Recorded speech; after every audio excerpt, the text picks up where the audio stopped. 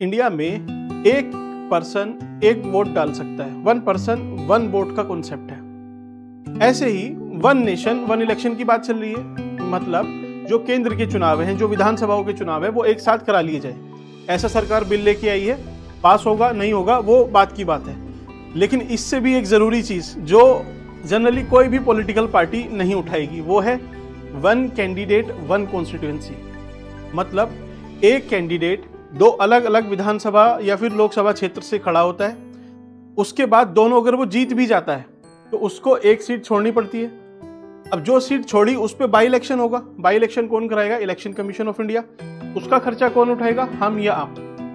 Indirectly और directly हम tax पे करके हम ही उठाते हैं। तो इसकी बात ना तो कोई राइट विंग पार्टी, ना ही लेफ्ट विंग पार्टी, ना ही सेंटर वाली पार्टी, कोई भी पार्टी नहीं कर रही है। किसी आर्टिकल में आपको नहीं मिलेगा। इवन न्यूज़ में भी ये शायद ही होगा, मैंने तो अभी तक कहीं देखा नहीं है। तो इसकी बात जनता क्यों नहीं उठाएगी?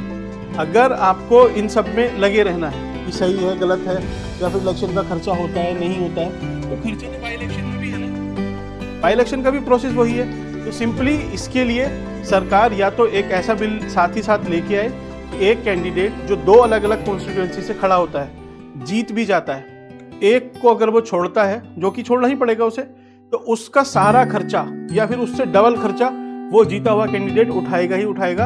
अदरवाइज वो दोनों सीट से डिस्क्वालीफाई कर दिया जाएगा। कुछ इस तरीके का होना चाहिए, या फिर वन कैंडिडेट वन कॉन्स्टिट्यूएंसी, दोनों ही। लेकिन ये जनता का मुद्दा है, ये पॉलिटिकल डोमेन में अभी नहीं घूमेगा।